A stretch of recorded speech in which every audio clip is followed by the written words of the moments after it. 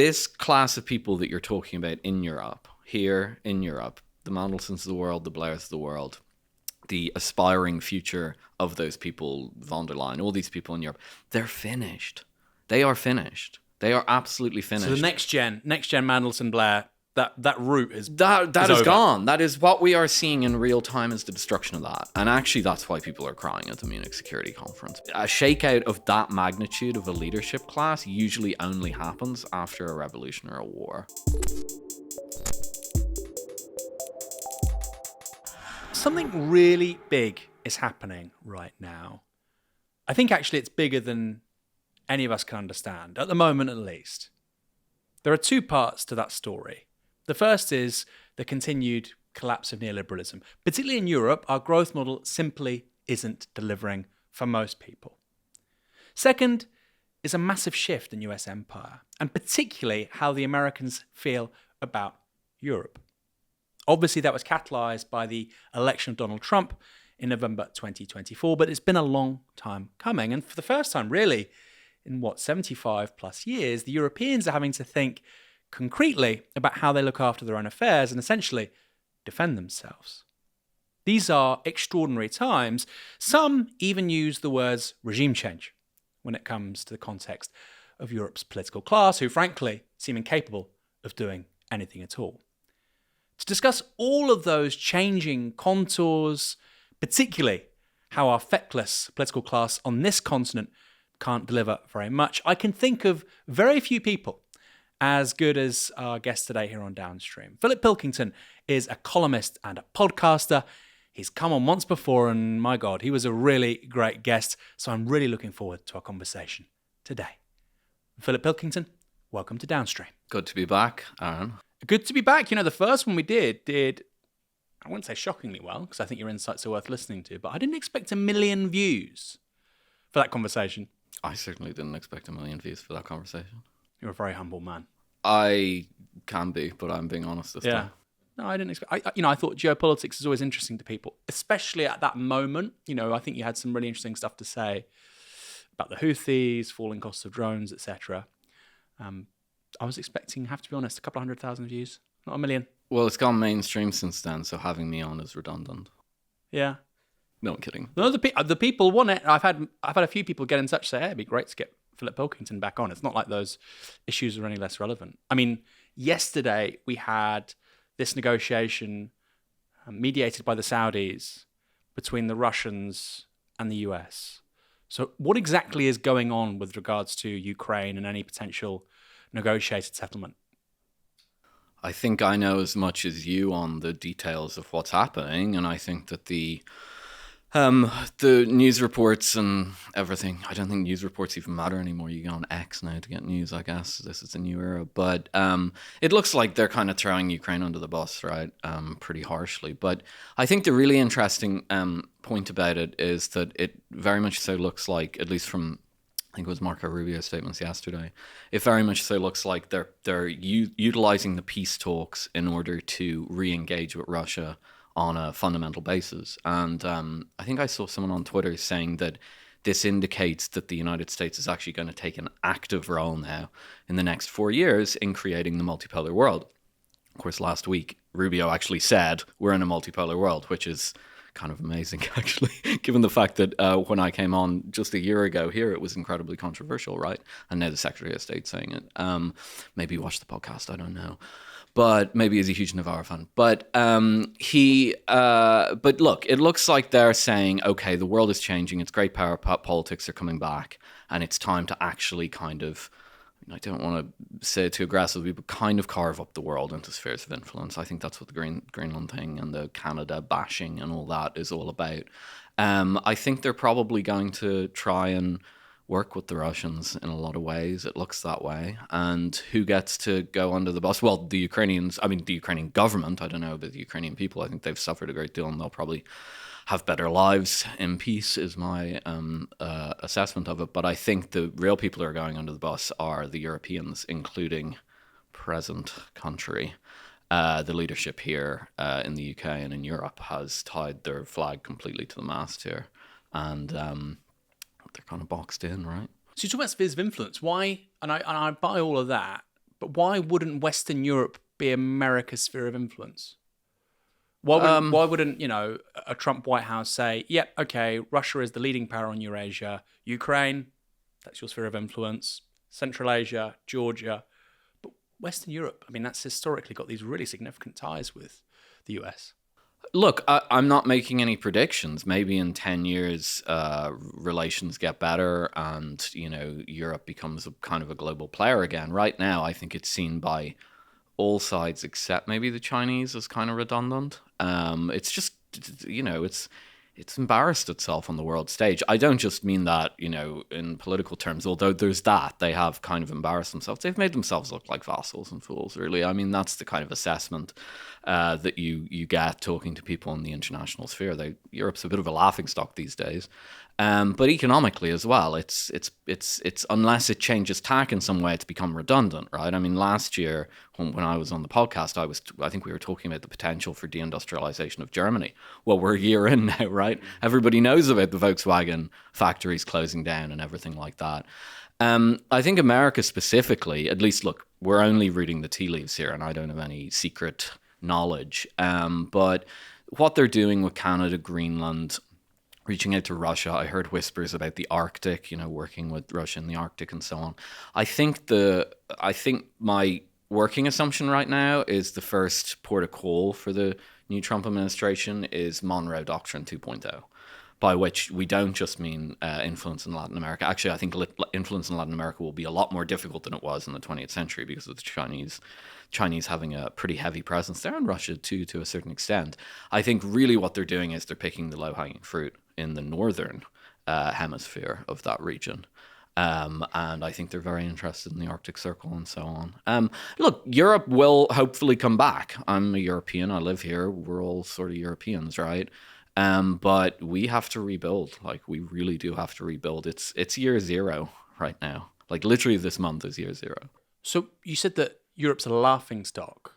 How is it a laughingstock? And you said about the economy, and obviously Europe's economy has been a catastrophe in many ways. Zero growth for a really long time, and for countries that people don't often refer to. I think Lithuania, in terms of its GDP in dollars, is basically where it was a while back. It's kind of done a UK a little bit. Depopulation for many states. You talked about German industrial decline, similar with places like Italy and France over the last 15 years. So terrible period. But at the same time, Europe is this market of 450 million people, world's biggest single trading area. I mean, China's a bigger market, so I don't know how that works. Anyway, very large market, and its GDP, when you measure on certain indices, is still really, really big, actually. It's more or less as big as the US. Obviously, it's got more people, so per capita, not quite there. So when you say a laughing stock, I mean, is that hyperbole? No, not really. I mean, I'm working in foreign affairs at the moment. I work for an international institute. I wasn't last year, so I actually meet people in these spheres now. I mean, they won't say that. They're too diplomatic. It takes me to come on the Novara media and say it, or go on my Twitter account and I'll say similar things. No, I think 3 words: weakness breeds contempt, and Europe has shown itself to be incredibly weak. China is still very interested in the European market, but they're working with players like Hungary, where they're building a BYD factory to get around the potential tariffs. So there's a BYD factory being built in southwestern Hungary, in Sigad, for anyone who knows the city. And they've got a few other places they're looking at, right? BYD, not just Hungary. They're looking at, yeah. I mean, they always say that. The Chinese are very generous with when they come and they offer contracts, but only when you get the ink on the dotted line. Doesn't mean anything. France are begging for it. I know that. But Hungary were first off the bat. Hungary approached them when the rest of Europe was trying to do this decoupling dance, like get behind the Biden administration and China bad. Remember, it was only like 6 months ago. And now we've changed our mind again because, we have such fantastic leadership. Flexible leadership. And now the CEO of Ford is saying, actually, BYD, great cars. I have one. What happened? Fluid politics, they call it. Yeah. It's hyper advanced, actually. It may look weak and ridiculous, but I think it's actually, they'd pitch it as being really fluid and, like supply chains, long supply chains and stuff. But anyway, so I think the Chinese are still interested in the market. There's no doubt. I think they see an opportunity here. I think that's pretty much inevitable anyway. I'd say the car companies in Europe are looking to, solidify ties because the Chinese EVs are just better than the Western EVs. I mean, we can cope what we want about it, but it's true. Maybe we'll catch up, whatever.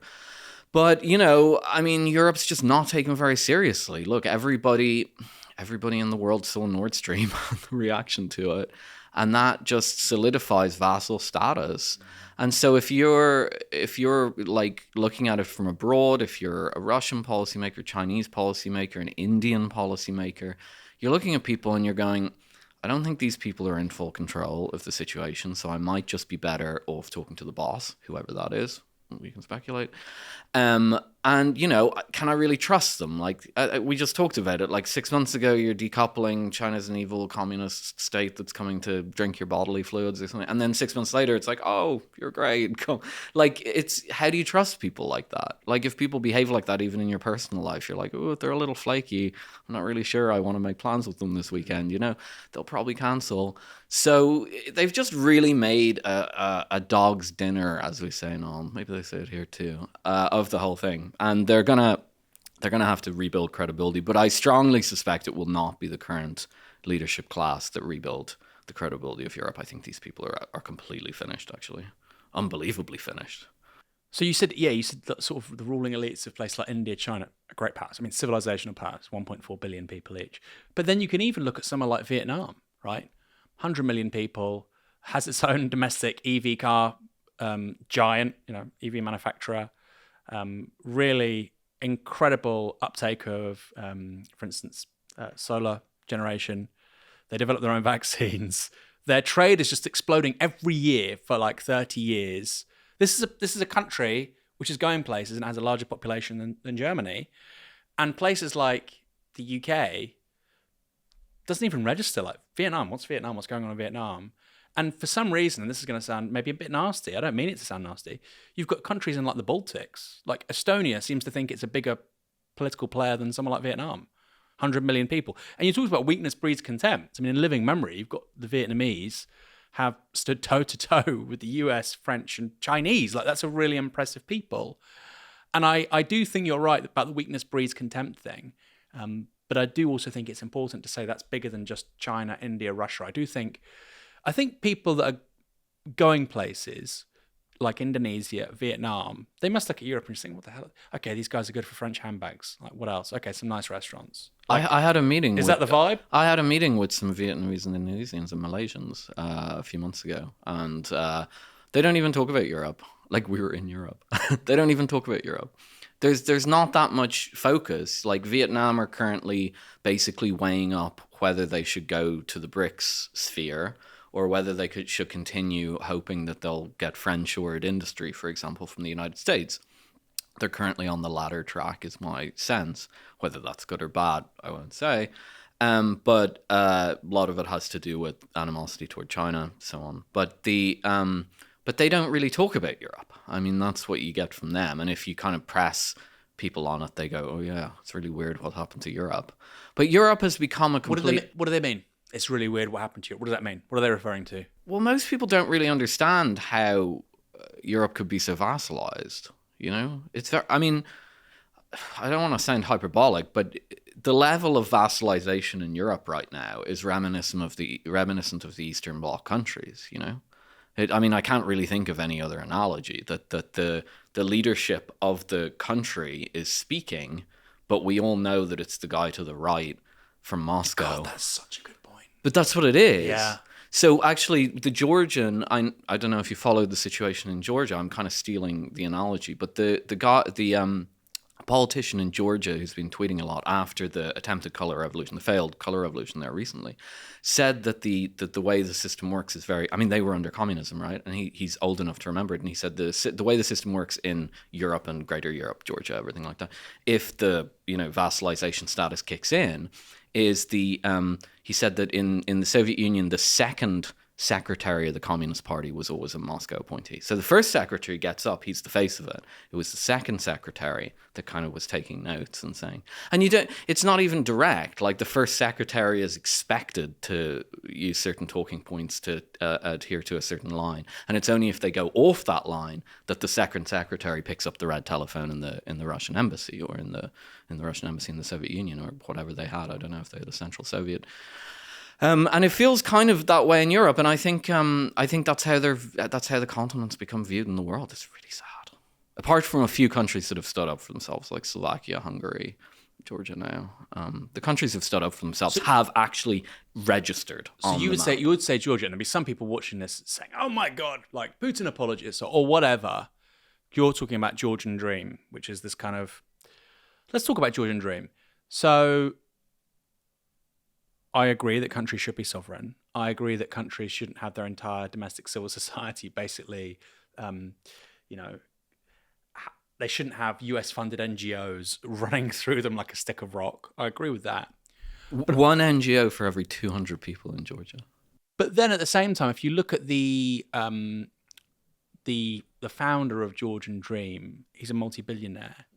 And I think obviously because Georgia's quite a small country, it has quite a small GDP. Relative to GDP, he's far, far wealthier than Musk or Bill Gates. Like, it would be the equivalent of the US having a political party in charge, and the person who founded it was a multi-trillionaire. That's the equivalent. And so I am quite reticent to say that's sovereignty. You don't want the US running your country. You want some dude who started a party who's a multi-trillionaire, or the equivalent thereof, running it instead. That also feels kind of bad, Philip. Well, I will tell you, in a place like Georgia, in the ex-Soviet sphere, when there is resistance to Western, however you want to put it, influence, if you will, it's almost always from the domestic oligarch class, because they're always scared that they're scared of two things. The first thing is they're scared that the Westerners will come in and basically kind of hand out their assets to Western, and you'll just have a change of ownership. It won't be distributed to the people. It's just change of ownership. Well, meet the new boss, same as the old boss kind of thing, except with a new flag on it. But the second reason in the case of Georgia is that the Georgians were terrified that they were going to be turned into the next Ukraine. It's a fairly good reason to think that they may have been. I mean, part of their country is currently occupied, South Ossetia.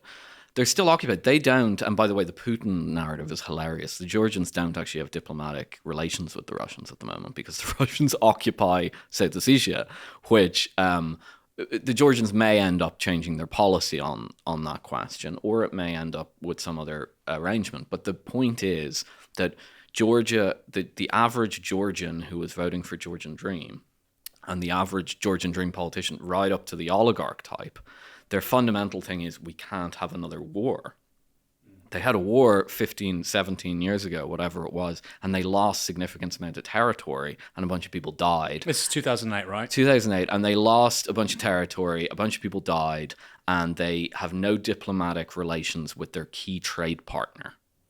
Like, what a disaster. What a disastrous outcome. If there's another way to shore up, Georgian sovereignty, I'm fine with it. But look, my point is I'm not Georgian, so it's none of my business in a sense. But I'd hate to see another war there. No, I think that's right. And I mean, I've been not critical, because I literally have no idea about the protests. But I see, for instance, the outgoing Georgian president, who I don't think even lived in the country until her 50s, born, I think, in France, certainly raised in France. She speaks English with a French accent. Very much it was about a return. And gives speeches in English. Yeah. It was about the return of a certain emigre class, which, that happens. There's lots of Iranian emigres. If there was a revolution in Iran tomorrow, loads of Iranians would go back and their kids would go back, blah, blah, blah, blah, blah. But it was interesting seeing her talk in this way and say, actually, democracy is making sure that I can remain president, even though the elected party is saying that I'm no longer the president and all the processes have been observed. So I'm sympathetic to that. But at the same time, people take sides, don't they? And I just think kind of seems bad that the ruling party is effectively owned by a trillionaire, the equivalent of a trillionaire anyway. You said about, and funny thing about South Ossetia as well, correct me if I'm wrong, wasn't Alexander Dugin there briefly, like fighting for the Russians in 2008? I didn't know that. I wouldn't be surprised. There's a story of him with like an AK with, I wouldn't be surprised at all. The war in Georgia really, really annoyed the Russians, as you can imagine. So, but there's no point in really relitigating it. Look, the color revolution in Georgia was a failure. We know that now. It's been long enough. And the civil which one? The one just gone. Yeah. The one just gone has been a failure, and the Georgian Dream have solidified control over the country, and the Musk crowd are cutting off the funding to all that stuff. So that era is over. I mean, what we're talking about now is history. It's recent history, but it's history, and that stuff is not coming back. So the colour revolution is because of the cuts to US aid. That's finished. Finito. And I don't think that that was just a kind of a Trumpy thing. I think that there hadn't really been a successful color revolution in a long time. You can say Armenia may be the last, but Armenia is a little complicated because of the geopolitical question with the Christians there. We won't get into it. But Armenia was a little bit more complicated than that. They currently have a pretty pro-Western government. Hasn't really worked out for them that well. They've lost territory as well. Seems to happen often. That was kind of the last one. I don't think there's really been a successful one for about 15 years. So I think even the maybe kind Yushchenko, right, was the last time against Yanukovych. Yeah, probably in Ukraine. And again, like, I'd want to make Ukraine a special case just because it's so, like, there was a really aggressive push. And you know what I mean? Like, Ukraine was such a hot spot. But being able to just flip the switch now, like Georgia, we'll get. I don't think that's realistic or viable anymore. And I think even the kind of younger people at state, CIA, sort of that, new CIA director John Ratcliffe, that kind of thing. I think they've kind of woken up to this, and they've literally just said in a very cynical, realpolitik way, outdated political technology hasn't really worked in our interests. Is that true though? I mean, if you look at, and this is something actually we can talk about at length, maybe a little bit down the line, because I do want to stick on Europe. It's a massive story, and we are Europeans. But there's this kind of push by the people around Trump and the new regime. And it is a regime, it's obviously, it's not just in politics, it's also in business. You've got people like David Sachs, Musk, Mark Andreessen, etc. Now, working quite intimately with the US government. And they are trying to paint the entire Biden era, this liberal era, let's say post-Obama, as a failure. But actually, it's been a really good time for US empire. The US has multiple multi-trillion-dollar companies which have done really well out of effectively being the technological backbone of their vassal states.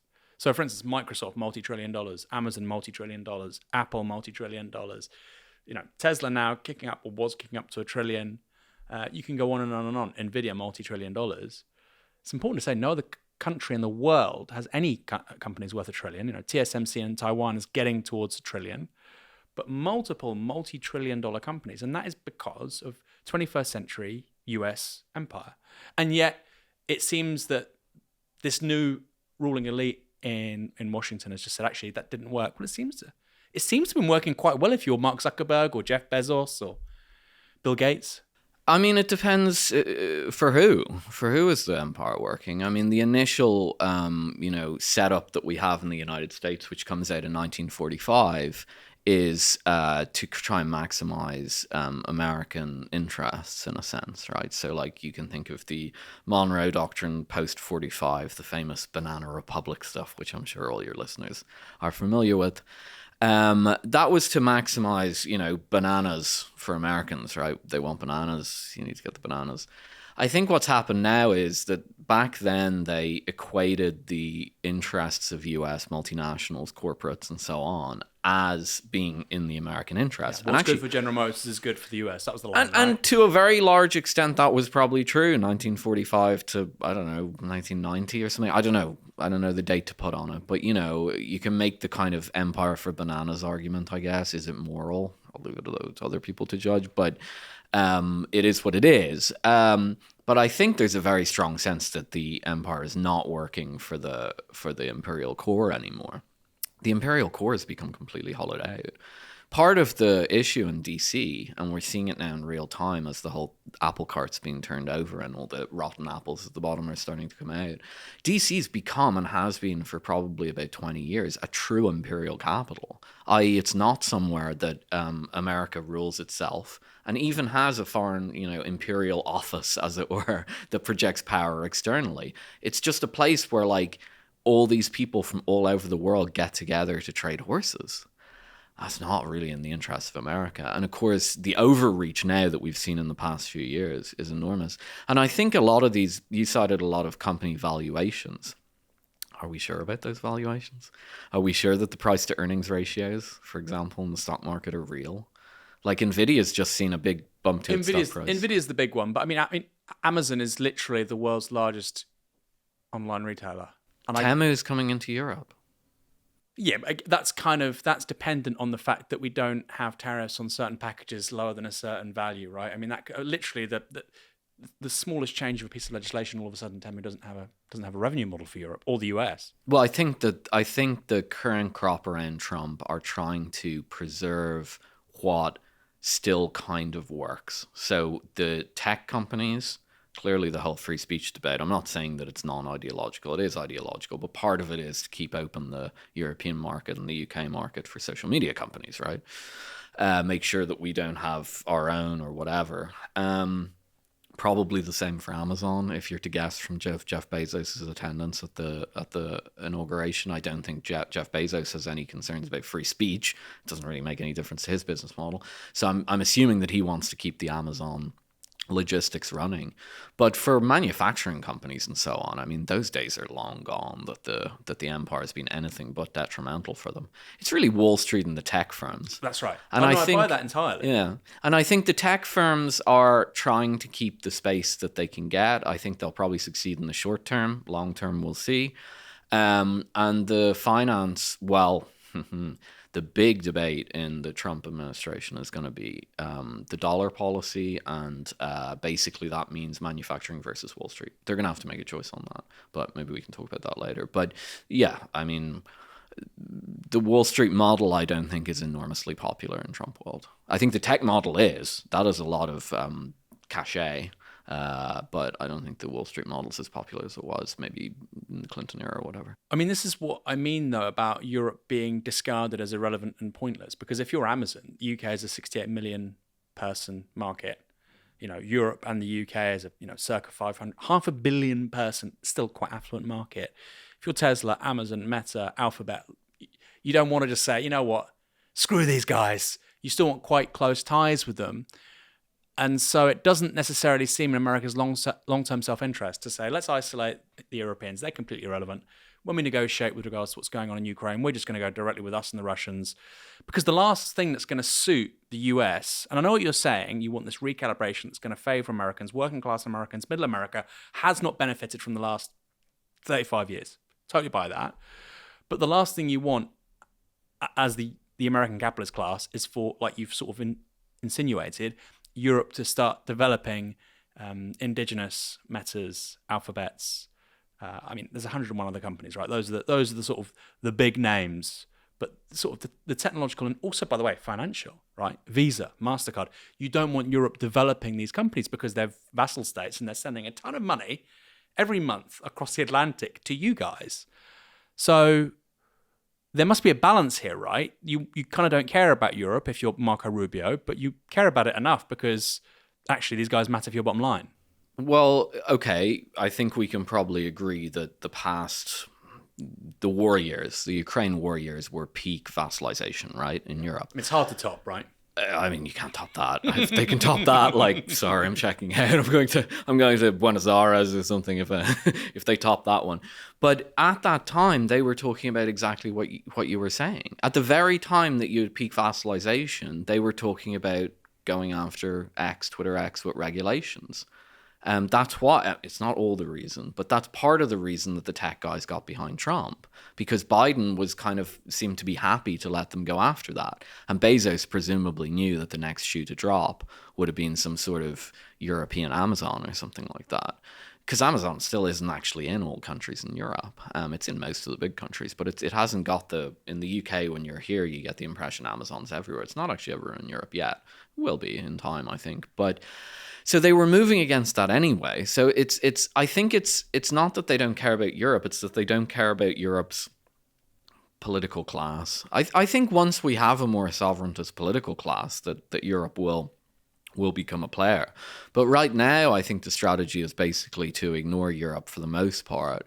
And then if they do push back on, for example, Facebook, Meta, whatever they call it now, X, Amazon, they'll just threaten with tariffs, which would really hurt Europe because Europe run a very large trade surplus with the United States. But why would America want a more sovereigntist Europe? That's my point.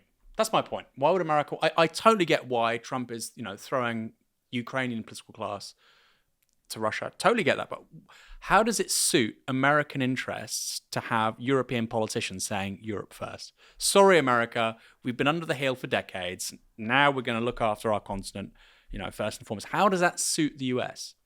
I know this will be a really vibes-based answer, but like having been around DC and knowing a lot of the Trumpy people, I honestly think this is the case. They view Europe as basically a parasite.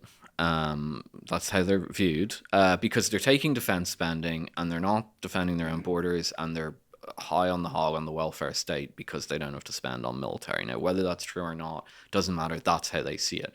But tied to that very negative assessment, the vast majority of the people in these spheres are still of European heritage of some form or another. And so they have vaguely warm feelings to the continent and don't really want to see it collapse. So I think they're kind of overall disgusted with the continent, and they're like, wow, you guys should really have a spine. Also, stop mooching off us. And I think that's kind of the attitude. So I think that there's still a mild amount of goodwill for Europe among the Trumpy crowd.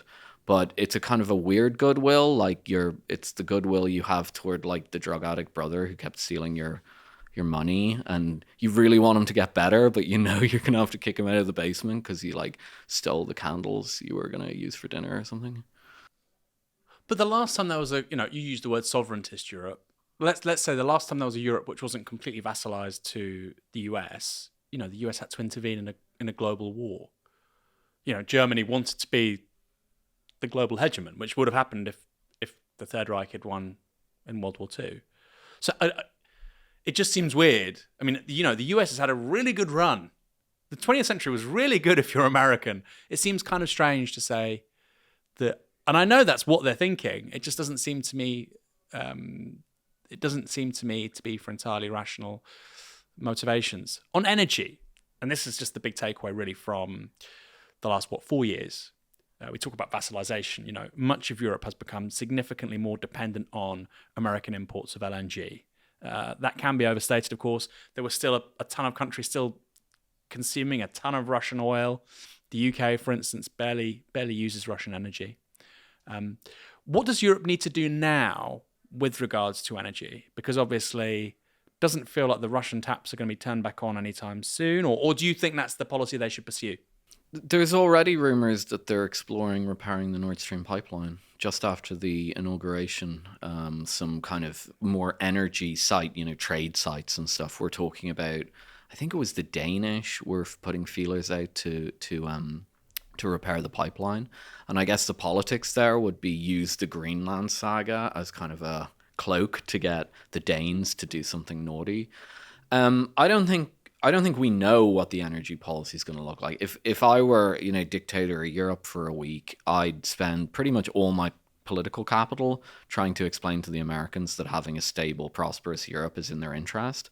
I think that would actually really appeal to them. You could make even just market-based ones, like you've just said, like, well, how are you going to grow Amazon's bottom line if you could really do a campaign on this and say, guys, stop listening to the LNG industry. It's a minor industry in your country. Think about the future revenues for Amazon. Think about what you just said, the possibility that it could descend into some dark Nazi nightmare or something like that. You can make all these arguments. Just let us turn the taps back on Nord Stream. They're not doing that because they're vassals. They don't know how to make those arguments anymore. All they seem to know how to do is literally cry at the end of the Munich Security Conference. Not sure if you saw that. Who's crying? I think it was like the head of the Munich Security Conference started crying at the end of the conference. I mean, it's really embarrassing what's happening. It's really...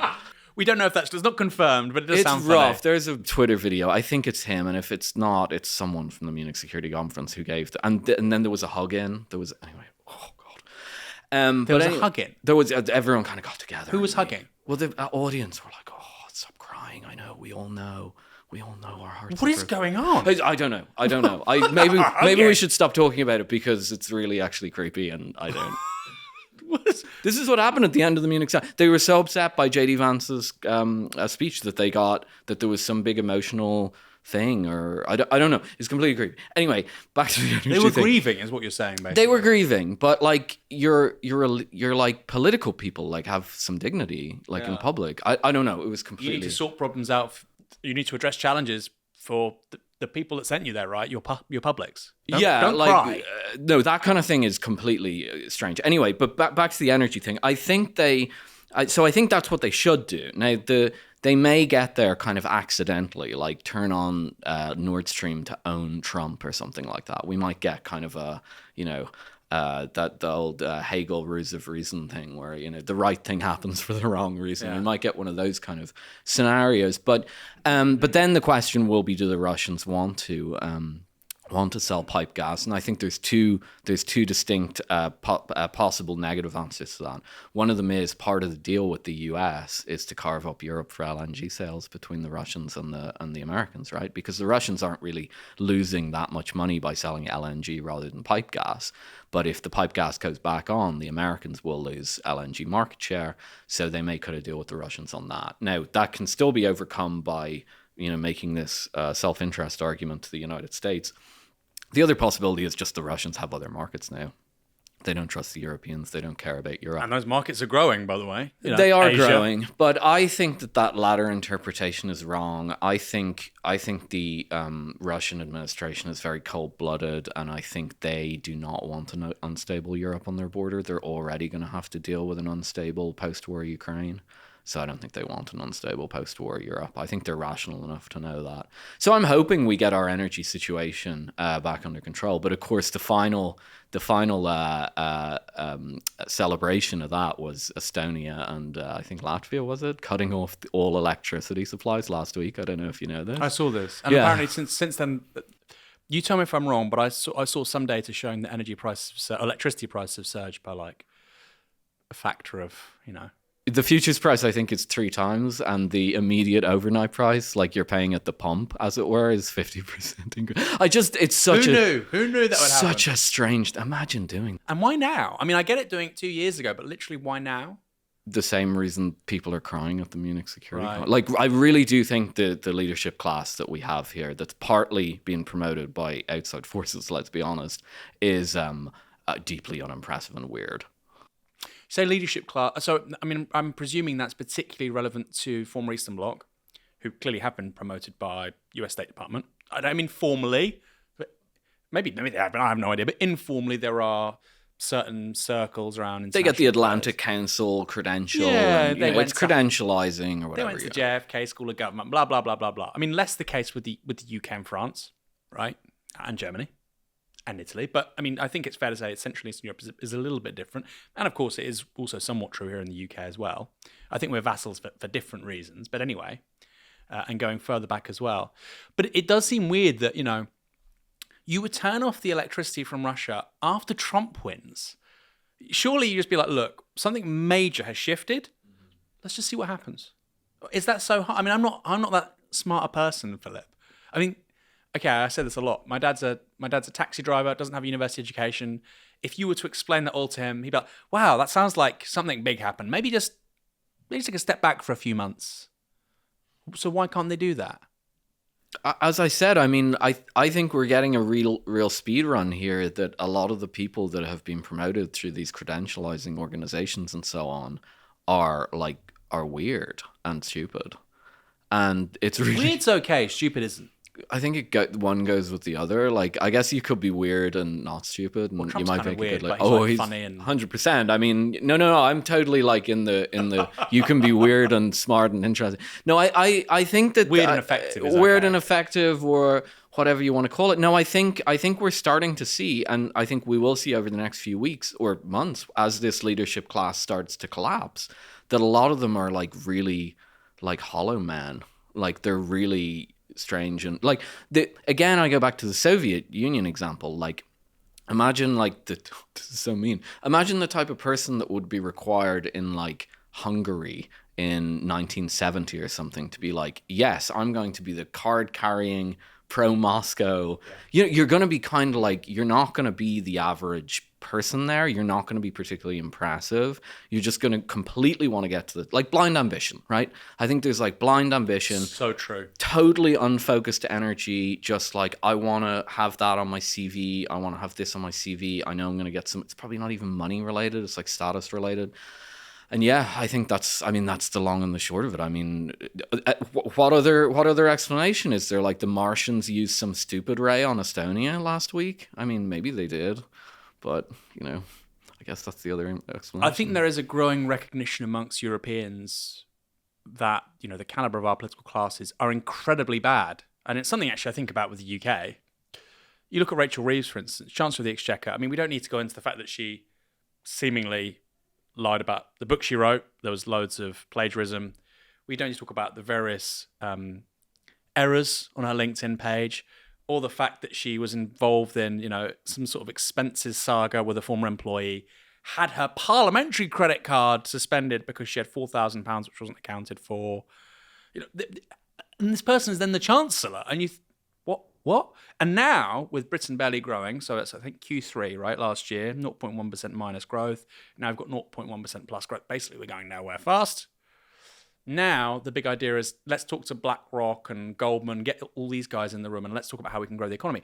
My view is, tell me if I'm being cynical, that's basically her future employment opportunities. When I'm no longer the Chancellor, I want to work for one of these guys. And there is a conflict of interest here, right? Rachel Reeves cannot piss off Goldman, Bank of America, Merrill, or whatever, some of these companies don't even exist anymore, I'm that old, McKinsey, et cetera, because one of those is probably going to be her employer. The IMF, she can't go to war with the IMF, right? Because that's, if you're on the former politics circuit, you end up being a huckster for those guys. And that does seem to be it, right? Western politicians, very unimpressive, blind ambition, vassalage by default. And when I leave politics, I'll work for one of these Wi-Fi code multilateral organizations, or an American finance company, or in the case of Nick Clegg, big tech. No, 100%. I mean, that's the story of Europe. I mean, compare it to America. I'm not justifying the American system, but you've probably noticed that, like, presidents, after they leave office, like, magically get rich. Like, nobody knows how. It's something to do with, like, book contracts or something. But, they do. They tend to, like, you can be a career politician in the United States, rise up to the rank of president, and become rich while never having to go back to some, like, McKinsey office building or whatever, or Goldman Sachs CEO position. You don't see this, right? George W. Bush was never CEO of Goldman Sachs after he left office. That doesn't happen. There's a kind of a circuit to make sure that you can get wealthy. And so I think that actually kind of allows people in American politics to take decisions. Now, sometimes they're consensus decisions or whatever, but they can take those decisions and they can trample over the crowd in a sense. And they sometimes do, because America does, even though its strategy, to my mind, over the past 30 years has been delusional, it has been a strategy that they've been attempting to carry out. And yeah, in Europe, we don't have that. In Europe, it's exactly as you say. You have to kind of like, you have to, climb up the ranks, and then you have to think about your future job prospects, and you have to be very, very careful about them. I think Boris Johnson learned the hard way that you have to be very, very careful about your future job prospects. What do you mean? Well, he wanted to be head of, they teased him with head of NATO and everything. And, Boris Johnson annoyed a lot of people in the kind of circles that you're talking about, European political corporate circles. And when he got out, he got tossed into the Daily Mail. It was thought to be kind of a humiliation. And I think the reason that he's been out shilling so hard on the Ukraine war issue is that, I don't know, maybe he's hoping to get something out of that, Maybe he was hoping that if the war was won or something, he'd be a top backer. But he hasn't, my understanding anyway, just reading the press reports and so on, The Spectator, is that he kind of really fell from grace after he left Prime Minister's office. Now, it's Brexit, fine. You can have your own opinion about Brexit. People watching the show may say it didn't work. It kind of didn't, to be honest. But, whatever, have your opinion about it. My point is, it's a good case in point that he, like, went against the professional class that you're talking about, and, probably having a harder time than Rishi, probably having a harder time than John Major or whatever. Or Blair. Blair's like the ultimate. Blair's like the godhead of this. Like, they all aspire to be Blair, right? I mean, so the Tony Blair Institute, I believe it's gotten so far $100 million plus from Larry Ellison, founder of Oracle. He's the chairman, but not the CEO, I think. Very wealthy man. Very, very wealthy man. He's already given the TBI $100 million. I think the plan is to give them a couple of $100 million more. And he's trying to influence policy in this country. He's trying to influence the government of the day. Him and Starmer speak, and nobody thinks this is slightly strange that he has a think tank funded by a US oligarch billionaire, and he's trying to shape UK policy outcomes. And if you say this, if I go on the 1 in a million times that I'm sometimes invited on to BBC Radio or something, I'll say that and that's it. I don't hear again from them for 2 years. But it's true. I remember once I did BBC London with Vanessa Feltz. And she said, no, but Peter Mandelson says this. And I said, who cares what Peter Mandelson thinks? The guy's not been relevant for 10 years. He runs his own consultancy company where he sells influence to foreign companies and individuals in the UK. Why? He's working for them. He's not working for the British public. Why should I listen to what he has to say? His clients are like Shine and, by the way, that's really interesting, right? He's talking about we have to lock out Chinese big tech. Why are you representing them then? Anyway, and I said that and she was like, oh, who got this guy in the room? He's saying that Peter Mandelson is bad news. Go away. So anyway, I thought well, just to pick up on that, this class of people that you're talking about in Europe, here in Europe, the Mandelsons of the world, the Blairs of the world, the aspiring future of those people, von der Leyen, all these people in Europe, they're finished. They are finished. They are absolutely finished. So the next gen Mandelson Blair, that route is is gone. That is what we are seeing in real time, is the destruction of that. And actually, that's why people are crying at the Munich Security Conference, because that entire network, because the head of the octopus of that is in DC. Okay, I don't mean that in some conspiratorial terms. I just mean those companies are there. Yeah. The influence is always coming from DC and kind of spreading out. And what is happening right now, not just with the Trump administration, by the way, the war would have come to an end on Russian terms inevitably, in my opinion. What does that mean? Whatever comes out of it, the Ukraine would have lost, right? And all the war pumpers in Europe. So I'm just saying that even if Trump... Hold on, because some people watching will say, how was it inevitable? There was a war of attrition which Russia was gradually winning. If it hadn't finished as it seems to be now finishing, what do you think would have specifically happened? I mean, the funding, even if Harris had got in, she would have eventually dried up the funding. I think she made indications in that. She wouldn't have done it as dramatically and violently, and they would have had there would have been a lot more kind of awkwardness around the negotiations. It would have been a lot less clear. It would have kind of just crumbled apart, fallen apart, and there would have been a compromise solution or something. But the same thing would have happened. Trump is changing the policy of the United States quite dramatically, but what he's doing with the European approach is just accelerating that process.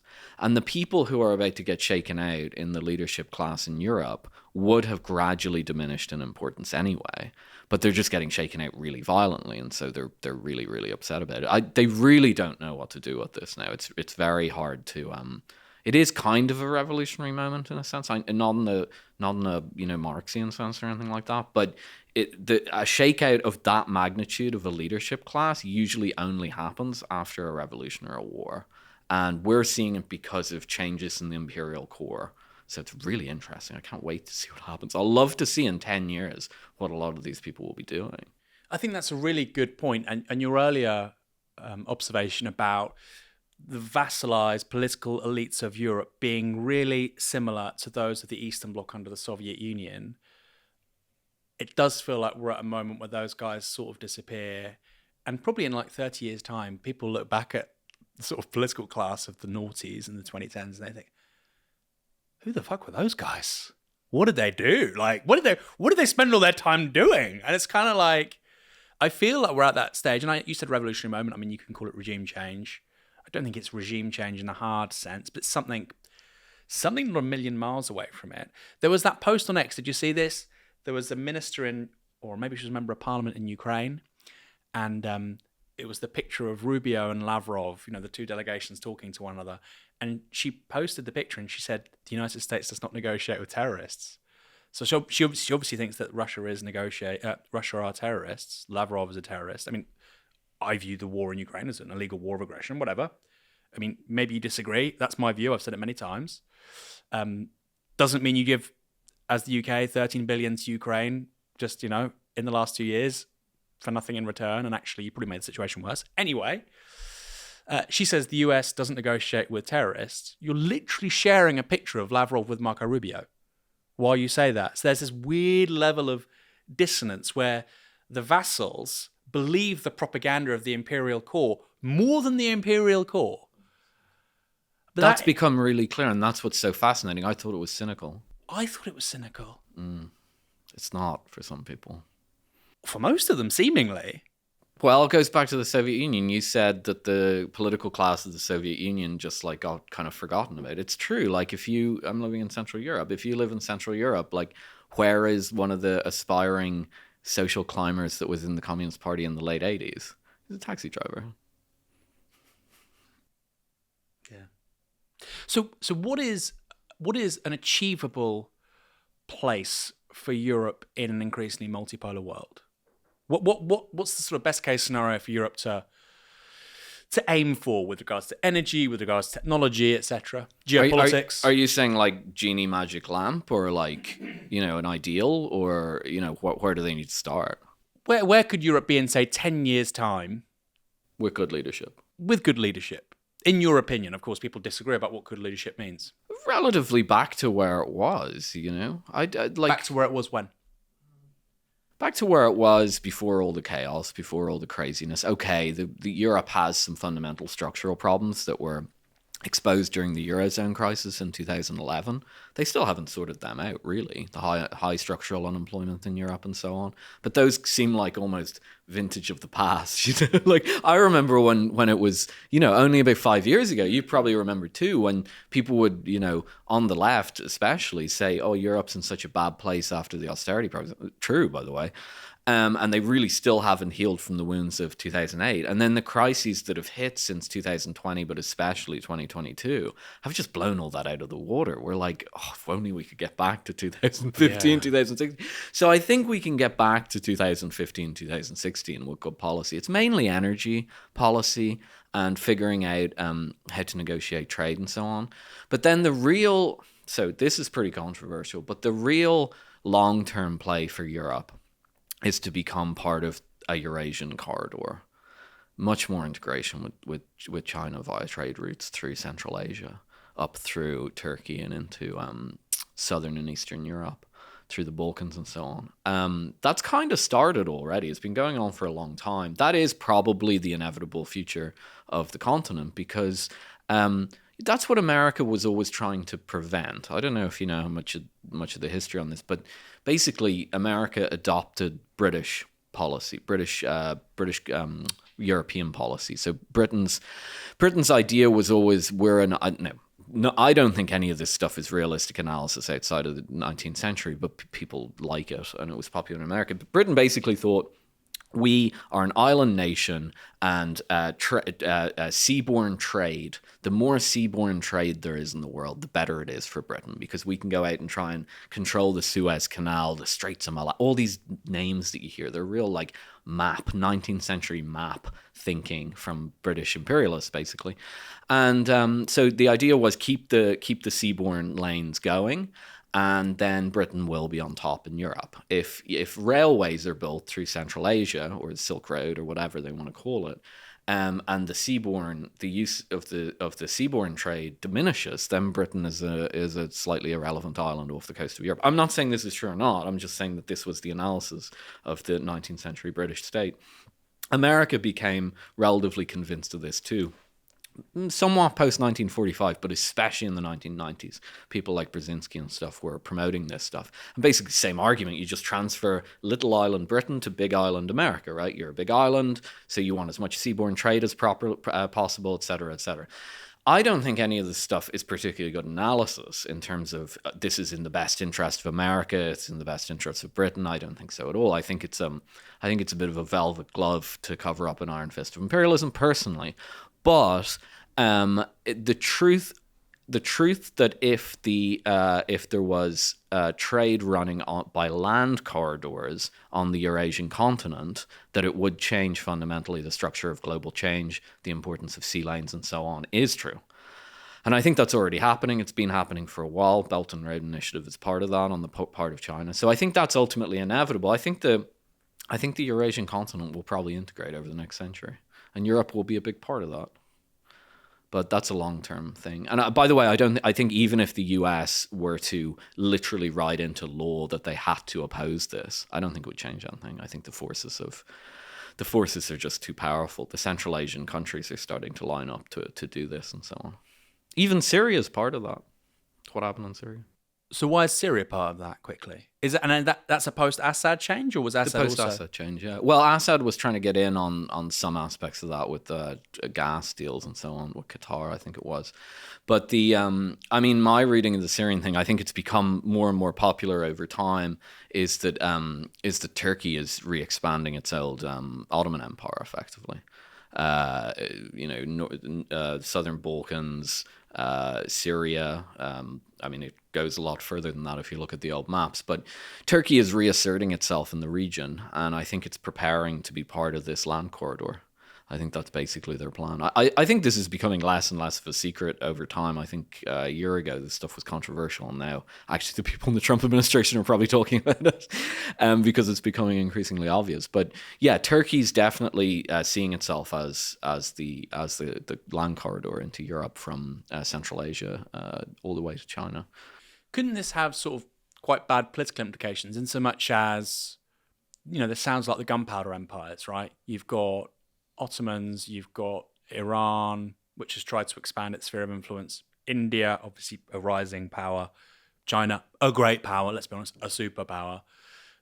And it does feel like when you have that many people who are that ambitious, who are trying to project power and influence in the manner that they are, lots can go wrong? Or is that a European read on things, which is actually profoundly wrong? These guys back in the 18th century got on okay, and they can just get on okay again. I adhere to the latter view. I don't think people in the 18th and 19th century got on particularly well, but I think that the conflicts were very much so limited. And they were parts of a kind of little games played all over the global chessboard, as Brzezinski would have said. There were no really, after the Napoleonic Wars up until World War One, there were no major wars. A century, basically, of no major wars. And I think that's probably what will play out too. Well, I mean, there were wars between, the Ottomans and the Russians, the Iranians and the Russians. I mean, that's something we could see the return of, right? Which is really interesting. But nothing on the scale of, on one end, the Napoleonic Wars, and nothing on the scale of, on the other end, World War One. The only major, massive, big Western war in that period was the American Civil War, which was a completely different cause, obviously, and a brutal war, worse than the Napoleonic Wars. But, I think that's what it returns to. And so it's not that there'll be a complete cessation of conflict, but my hope would be that we don't see any world-threatening conflicts, which to my mind Ukraine was. I think that could have escalated into World War III if not contained. And how? What would that have looked like? I think we got pretty. Biden took us right to the edge, allowing them to launch American guided missiles into Russia. I mean, a less stable Russian government could have taken that to be an act of war. If that had kept happening, now I think that was a calculated move on the part of the Americans because they thought that the Russians would think that this was just an end of days, like crazy man in the office, crazy old senile Biden in the office throwing a few missiles, and that's how they did read it. So good calculation.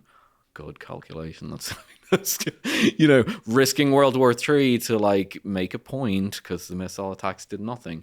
But that could have, if that had continued, for example, that Ereshnik strike that we saw in eastern Ukraine could have been, British base on Cyprus with the ICBM. Yeah, the warning that was sending was next time that'll be a NATO target. Could have been military base in Poland. Could have been British Royal Air Force base in Cyprus. Could have been any of these things. That was kind of my read on it. And I remember thinking that, what's the base in Cyprus? Akyatiri? I can't pronounce it. And that was my read on it. And I remember talking about this to loads of people. And it's just like, you do realize that the Russians have ICBMs and they can just go for British soldiers. We could lose hundreds of people in Cyprus because we're allowing Biden to do this. And it's like, again, it goes back to the whole political non-entities thing. It just didn't register. It's like, what, aren't you kind of worried if a couple of hundred Brits die? I mean, I care about human beings. I think a life is a life. But if you think that British life is more valuable than lives of other people, surely you don't want that to happen. I'd never really got a response from most people. No, that stuff will go down in history as being insanely irrational. I mean, it was almost crazy. But, I mean, look what Starmer's been saying in the past few days about sending British troops to Ukraine. I mean, what is that? I mean, game that out just for 2 minutes, okay? Just think about it. He's not going to do it because he's a bloviator and he's not an impressive person. That's the nicest thing I'll say about him. But if they send troops to Ukraine, we know the type of casualties that are being hit there. It's thousands a week probably. So you'd send a couple of British guys. I mean, what would they do if they potter around in the back? They're going to be like a great target for Russian military and drone strikes. And if they go up to the front line, they're going to get eviscerated in artillery-driven trench warfare. And then what happens if 500 body bags come back? Do you have to escalate? What's your escalation? Britain doesn't have intelligence, satellite reconnaissance. It doesn't have ISR. We rely on the Americans. The country relies for the Americans on that. Russia does have that. So they'd have to go in flying blind on the Royal Air Force or something. I mean, where does it like? And at that point, by the way, if you had British planes flying sorties against Russian territory, yes, then your cyberspace is gone. It's finished. So, I think it got to the point where you didn't even have competent people just basic kind of step-by-step mapping it out to leaders. It was like a PR-driven war or something, where the people promoting various paths of escalation didn't really understand the paths of escalation. I think back in DC they did, and that's why Biden did the incredibly high-risk move of those missiles going into Russia, because they knew that he was about to leave, and they've calculated that into their little game or whatever. But I mean, this was Dr. Strangelove stuff on steroids. This was much worse than anything that happened in the Cold War. So we're recording this midweek. This is going to go out on Sunday. So things might change. But what's really interesting is that last week, Starmer was saying basically that the UK would participate in some sort of wider force. I think Rasmussen, people around NATO were saying 100,000 soldiers would be needed from Germany, France, UK, Poland, wherever. And Starmer then, I think a day after, says that, the UK could be a part of that. And like you say, this just wasn't even the possibility, and what that would look like wasn't even modelled. So the counter-argument would be, Russia is just going to start shooting at our guys and then we'll shoot. No, that's not what's going to happen. You'll have irregulars, you have little green men, as we saw in Crimea, Ukrainian patriots. Who knows who they are, right? They could be Spetsnaz, whatever. They'll start taking a pop at our guys. 2-3 die. You'll have, an IED will blow up a car somewhere. You have friendly fire. What is Putin going to say? Yeah, we're shooting the British army. Of course he's not. And at which point do you then escalate? And this is just, again, I'm not a military person. People are like, what did he do? War studies at King's? No, this is a question I would pose to people. I have posed to people. Okay, so if this goes wrong, this deployment, what's the escalation look like? And there's no answer. Well, it won't escalate. Really? How do you know? And if it won't escalate, why are we sending them? Yeah, so I don't want to be unfair to everybody in European military circles, because, I'm sure there's some smart people in there who may not be getting a fair shake, a fair hearing or whatever, and we don't hear from them, right? We hear from the people who tell the management what the management want to hear. But look, that is what the public has seen over the past few years in European military circles. Bad call after bad call, ridiculous analysis, etc., etc. And I think these guys have fundamentally discredited themselves. The fact that Trump is out, whether he means it or not, saying that they're willing to cut the military budget in half, I doubt they will. But that is a reflection of the fact that the Trump administration, which is mainly a lot of younger people actually, have just been watching this and they're like, where's the experts? I'm able to... The feeling for a lot of people who follow this stuff that are like under the age of like 45 or something is that everyone's getting everything wrong. And you go on and you read like arcane military blogger analysts that are anons, and you get a better shake at what's going on. That's really discrediting to organizations. Well, it's not even that they're getting things wrong. There just doesn't seem to be any sense amongst certainly the European political class. When they say something, they say a proposition, or they want to respond to something in a certain way, they never seem to pose the possibility, okay, well, what if I'm wrong? How do I steel man this argument? And if I am wrong, then what do we do? And in life, that's how you have to respond. You have to have a plan A, B, C, D. If you're running any kind of organization, you have to do that, let alone a nation state of 68 million people like we are in the UK. And they seem incapable of, okay, well, what if I'm wrong? And by the way, very often your first response to anything in life is you're wrong, right? It does seem really, really strange. And your point about military elites being discredited, I couldn't agree with more. I mean, a great example here is over the weekend, I don't know if you saw this, Sir Richard Dannett, a former, I think, Chief of the General Staff, senior British, military guy, for people who don't know what that means. He was saying, and it was right across the media, everywhere in the media, the UK needs to move to 3.5% of GDP on defence spending. I think he said, for starters. For starters. 3.5%. And I find the whole percentage thing quite funny because, of course, if the UK economy contracted by 20%, you could spend the same amount and all of a sudden you've met the target. I don't think he means that. But anyway, 3.5% for starters would mean 25 billion plus. And he's saying for starters. I mean, what does that even mean? And why? You know, the French spent, I think last year, the French spent about 50 billion euros on their army. The UK spent about 59 billion pounds. So the UK is spending significantly more, both as a percentage of GDP, but also in real terms, just spending more. And the French army, I think they've got about 110, 120,000 guys. We've got 70,000 guys. They don't rely on the US to service their nuclear weapons. Okay, their Navy's not quite as good. They've only got one aircraft carrier. The UK's got two.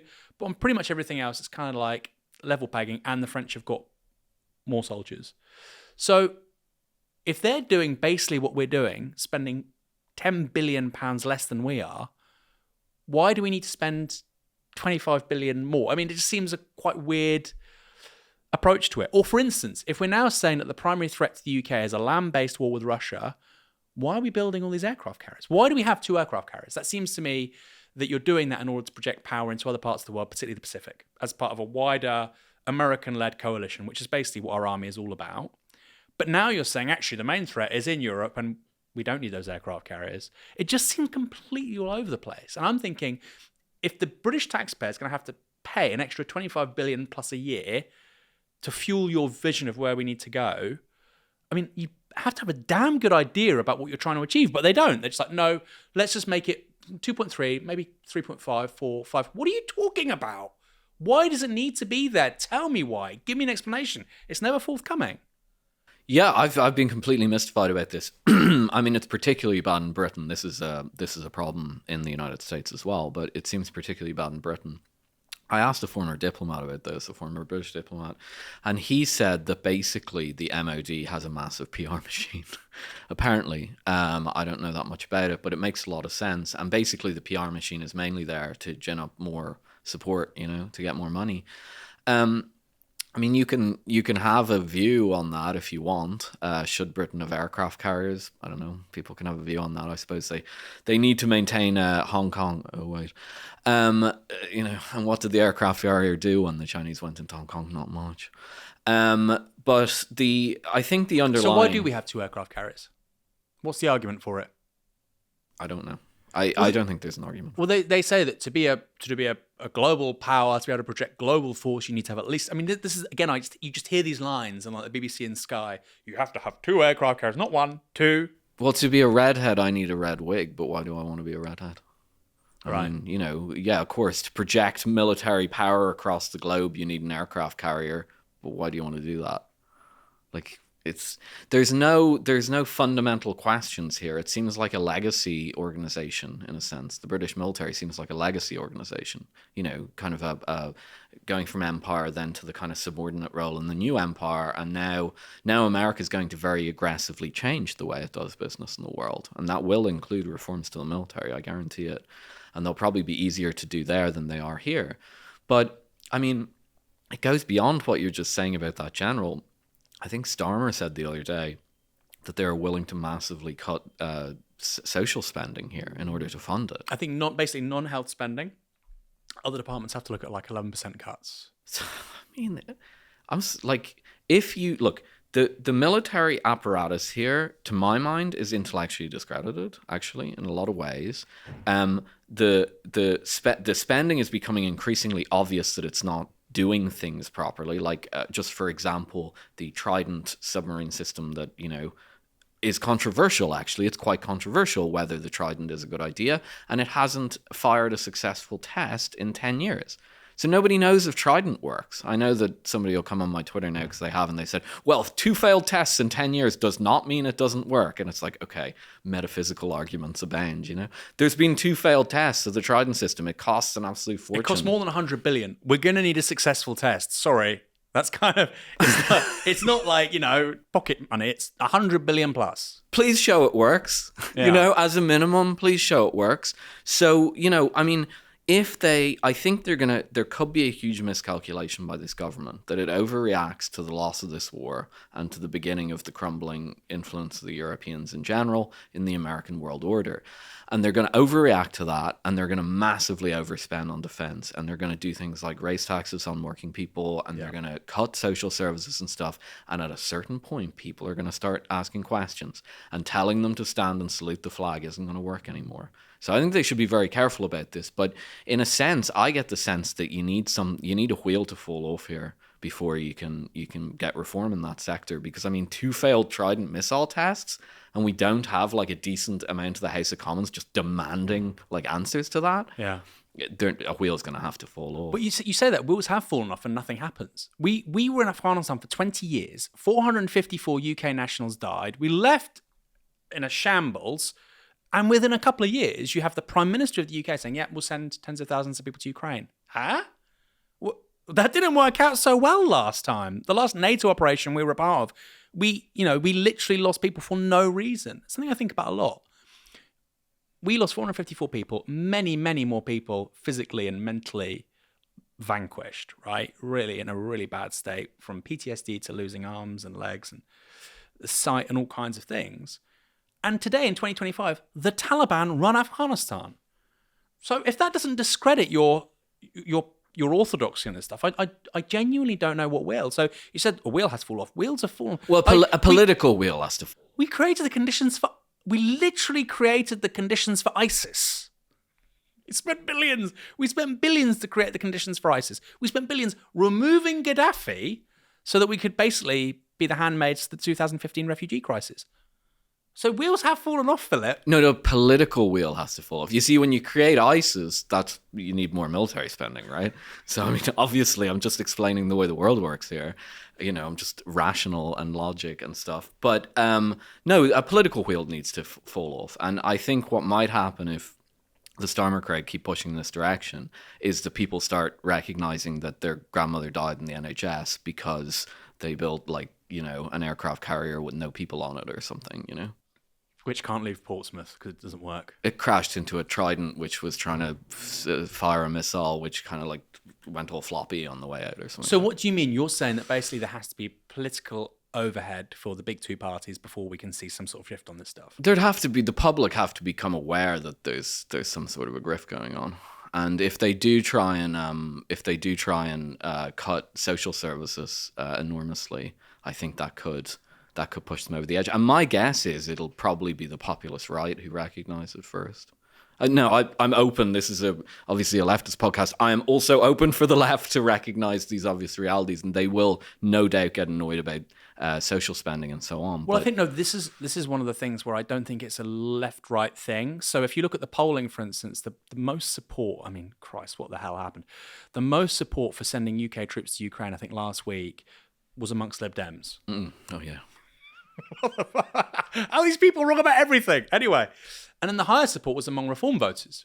Lowest support, rather. So the highest sort of aversion to it was among... Well, that's because they'd be the ones going. 15 years ago, that would have been left-wingers saying we should not be sending troops, thousands of miles away. And now somehow that stuff's become right-coded. A really interesting person on this is Mike Benz on X. He's gone on, Joe Rogan multiple times. He digs into USAID and stuff like that. And he's kind of coded as I don't think he's right-wing, but, he's coded, I don't know his politics actually. He's coded as this right-wing guy that goes on Joe Rogan. He's the right-wing Noam Chomsky. Right? 25 years ago, this was John Pilger and Noam Chomsky. And it literally was. I read it in college, I remember. Yeah. Yeah. So what happened? And now it's like, what did happen, Philip? Well, I ask you, you're the person on the left. But when did this invert, do you think? I don't know. What did it? I don't know. I think it was the rise of the kind of cultural politics uber alles in the Obama era on the left. Maybe. I'm just kind of spitballing, but... So they became less interested in foreign policy? Yeah, and some would say maybe that was the point. They'd had this... the left was extremely effective in the Iraq war days and, on into the Afghanistan days and so on. I think they were a big threat. And I think another moment in left-wing history where they became a serious threat to the status quo was when The Guardian published the WikiLeaks and so on. Do you remember the fuss around that? I mean, I do. And I think that there was a general sense like we never want that to happen again.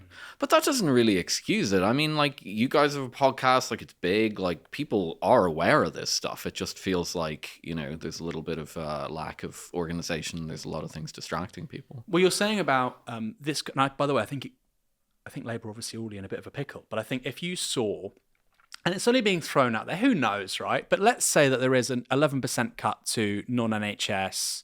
So you're looking at local government, which, by the way, has been smashed in the last 15 years. Policing. I mean, shoplifting's basically legal in most of the country. Okay. 11% cut to policing. 11% cut to, what else you say, transport. And then you're doing that to, let's say I have another 2 aircraft carriers which don't work. Okay, fine. And I think you're right to say that, okay, well, most of the response would come from the populist right. I do also feel like if you do that, Andrew Feinstein, who stands against Keir Starmer and, Holborn and St. Pancras, probably has a shot. Do you know what I mean? If you start cutting those kinds of things for more military spending, when we already spend way more than France, whose army seems to be basically better than ours, not the Navy, army, kind of seems like you're signing your own death warrant as a political party because you're so vulnerable from both the right and the left as the Labour Party. I totally agree. I think they're crazy. But, I think the Baltics are crazy for turning off their own electricity. I think that guy who started crying in the music conference is crazy because, like, how do you live like that? I don't know. These people are, like, at the end of the rope, They're all at the end of the rope, and I think they're all coming to realize it. I think some of them are kind of smart, but, like, the average one's probably not. And so, when the machine stops working, you're not sure what to do anymore, and you start doing stupid stuff. It'll be really interesting if they really do go hell for leather on the military spending. I mean, if you'd asked me, if they'd come out and said this 2 years ago, I'd have said, yeah, they'll say that, and then the Treasury will approach them and they'll show them the cuts that will be required in other sectors, and they'll go, and they'll tone down their rhetoric or whatever. But I'm starting to kind of believe they might just do it. They might just YOLO, as the kids say. You only live once. Yeah, I think Starmer on this stuff is a zealot.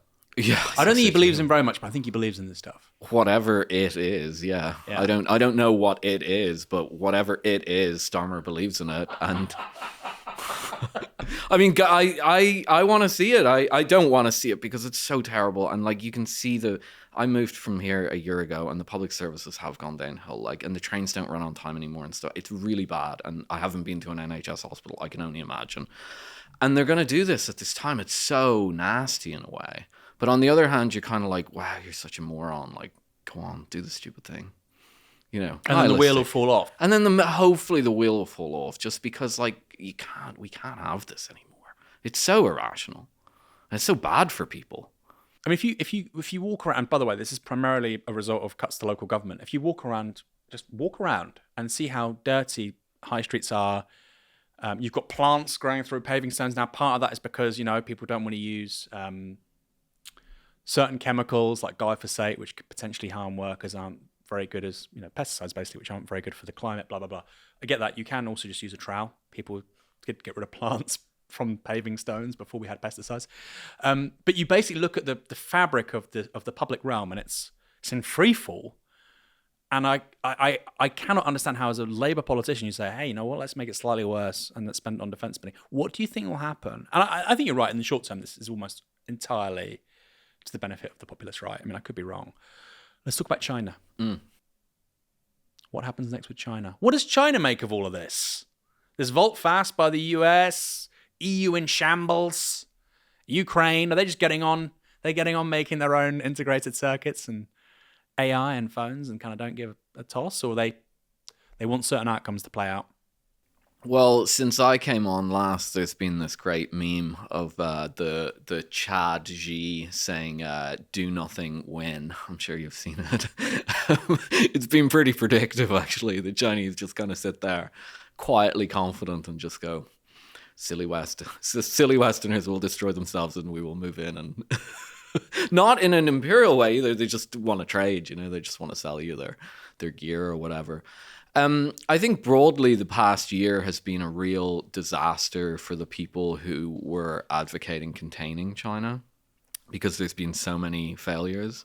I can't exactly remember when I was last on, so I can't remember, to what extent we've seen the failures. But the most recent, obviously, has been DeepSeek, which was partly seeded by the restrictionist policies, because they were trying to hold back these GPUs from Nvidia. They were trying to sanction them on the Chinese, and the idea that the big brain whiz idea out of the lawyers working on policy in DC was that if they don't have the GPUs, we will win at the AI game. Of course, necessity is the mother of all inventions, so they just created the AI that didn't rely on as many GPUs, and it completely nuked the entire AI market. This stuff just keeps happening. They keep trying to ban the printing press, as the Catholic Church did, to stop the Reformation. And of course, the whole world's Catholic now. There's no Protestants or something. They keep doing this. So I think the containment strategy is actually kind of discredited. A friend of mine who knows what's going on in DC a bit better than I do, says that it is discredited among the kind of wonk people, the policy people. I'm not sure if I wholly believe that, because I still see a lot of it around the edges. And I think he's more convinced than I am that the intellectuals are in charge rather than this kind of general march. But he seems pretty convinced of that, and I take him on his word on that one. So the containment strategies on China have not worked at all. The economy has still not collapsed. We're still waiting on that collapse. 20 years and waiting. And the Chinese have played obviously the role in the Middle East, brokering the deal between Iran and Saudi Arabia. But I think that the Chinese, I thought when they brokered that deal between the Saudis and the Iranians, that the Chinese were going to get more involved in global diplomacy and stuff, and they haven't really. They've kind of held back. I really think they're just wholly focused on the economic development. I think if they see a situation where they need to be called in to play peacemaker, to play broker, I think they're more than happy to do it. But I think they're just continuing on. They just put the head down. They're doing the work, They're studying hard. They care a lot about Africa. I mean, that's really interesting. And I mean, these guys play out on another level. I didn't realize this until quite recently, but I learned it from speaking to Wolfgang Munchau, that, they identified Olaf Scholz as a potential leader of the German Federal Republic. When he was a very minor, I think he was like the mayor of Hamburg or something, and they were like, "Yeah, he's very likely to ascend to this level." And Munchau was like, "Nobody in Germany thought that." And in a similar vein, now they have these training schools for politicians, civil servants across Africa. They go to China to learn how to administer a state, but also it's basically like a Hogwarts of autocracy.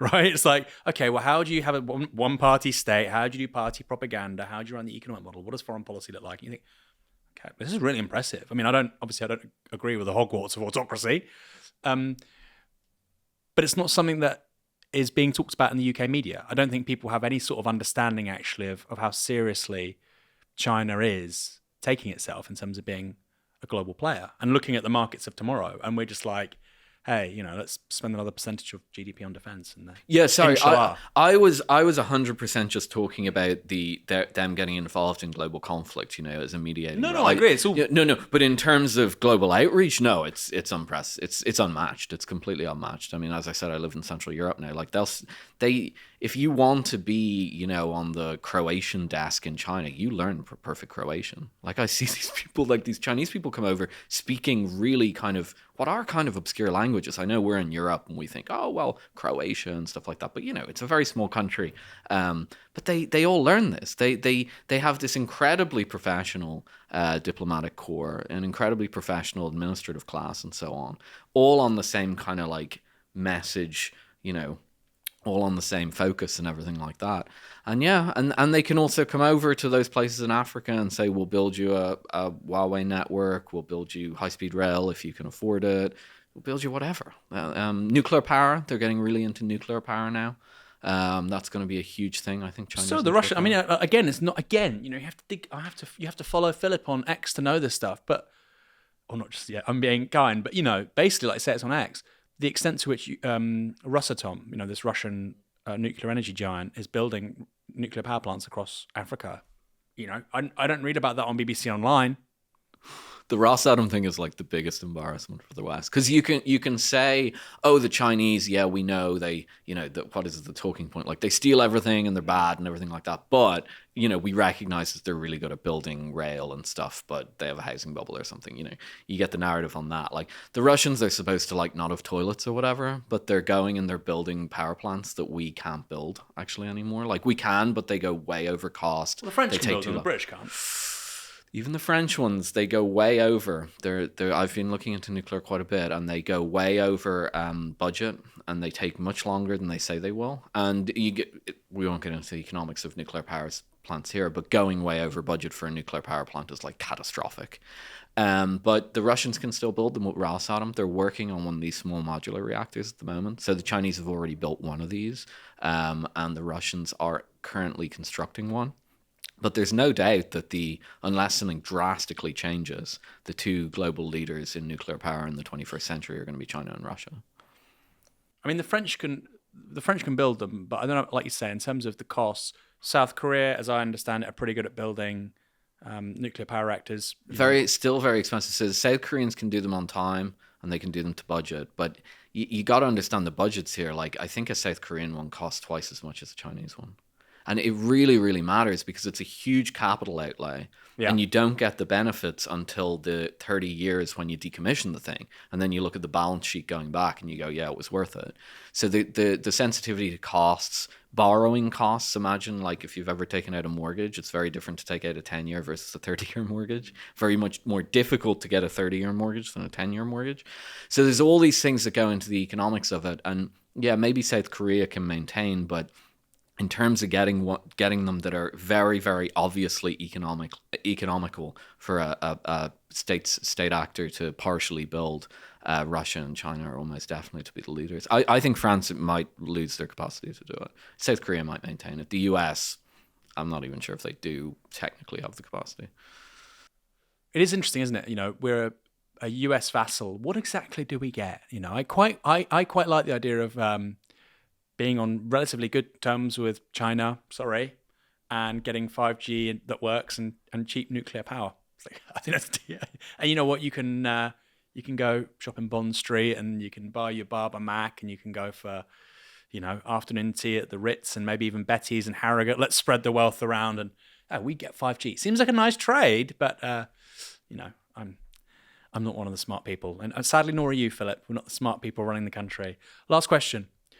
It's on the Chagos Islands. And I'd like you to explain this to me because it's one of those things that it's been picked up by the right to bash a Labour government. And I think instinctively people on the left, centre left, then defend the government. Yeah. But you actually probe the deal and it's kind of insane.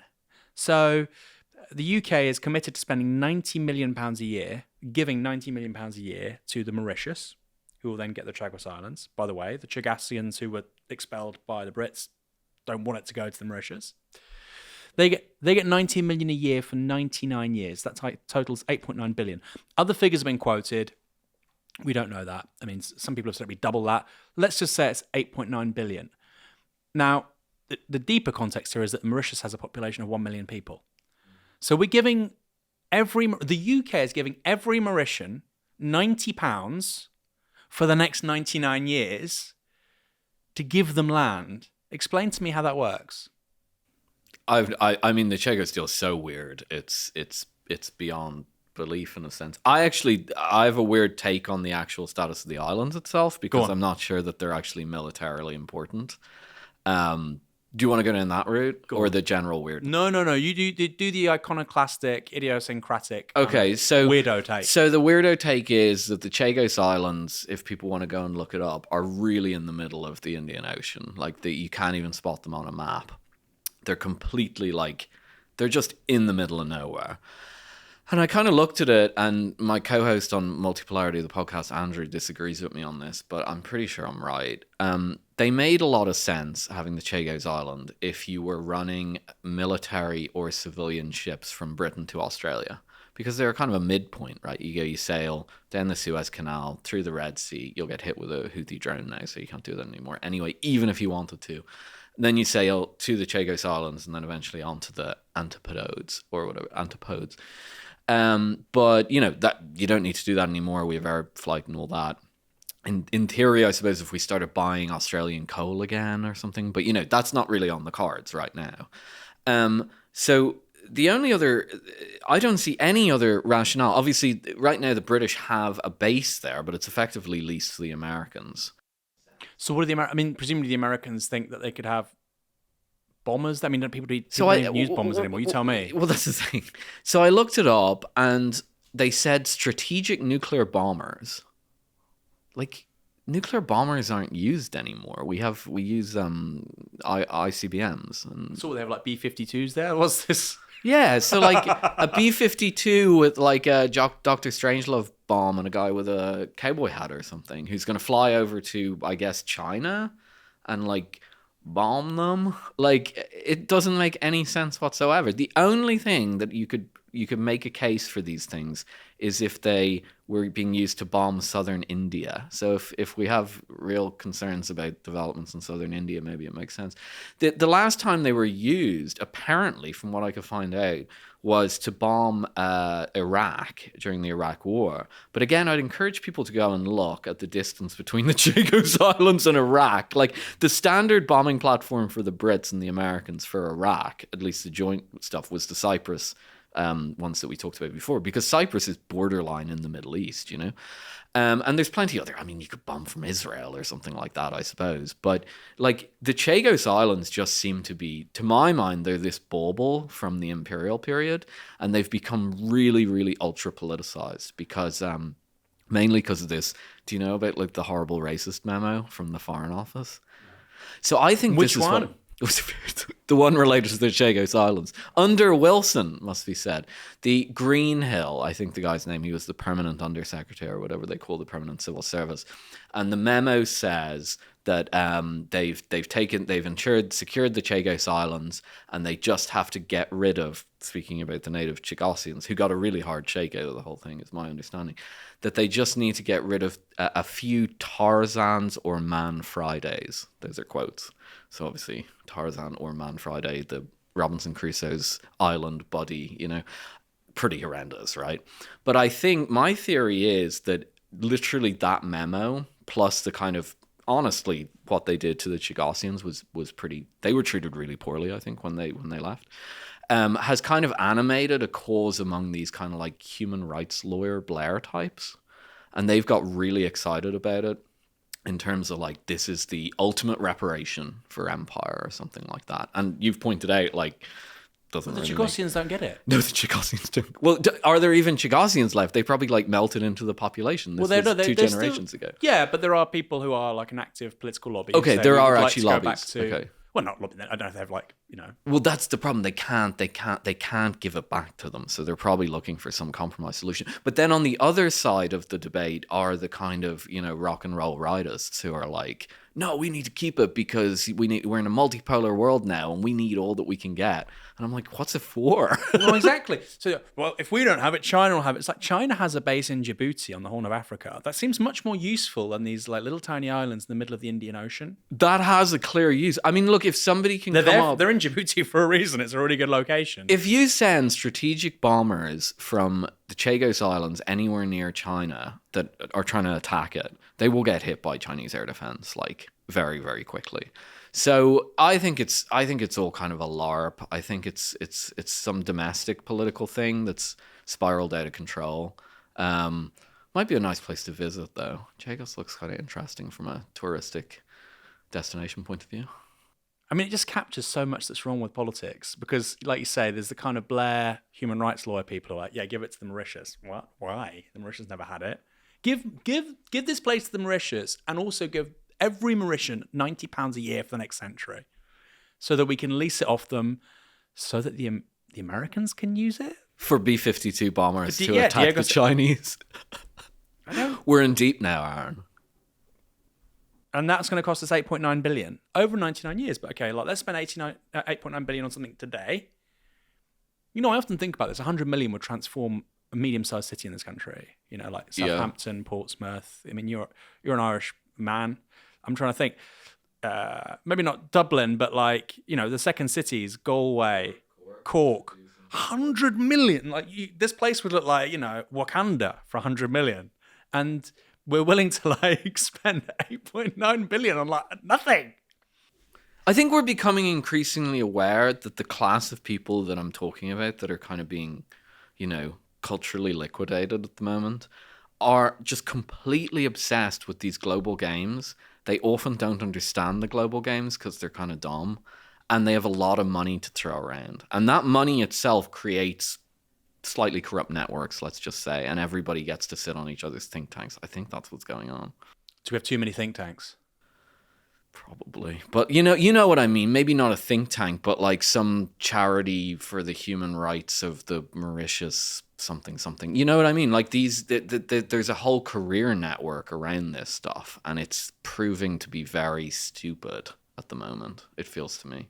I don't want to make any accusations or anything, but is Tony Blair Foundation involved in Mauritius? That's where my brain goes with that. Not saying that he is or not, but you know what I mean? Like this whole like in that human rights lawyer space. Not saying, by the way, that I'm sure human rights lawyers do loads of good work, whatever. But there's a version of it that like is kind of grifty, Yeah. We could have talked about so much more, Philip, but I think we've done pretty well. Where can our audience find you? Where can our listeners and viewers find you when you're not here on Novara Media? Well, I'm on Twitter, X, or whatever you want to call it. Philip Pilk, at Philip Pilk. That's 1L, Philip. And then I have a weekly column at Unheard, which I write about a lot of the kind of issues that we're talking about here.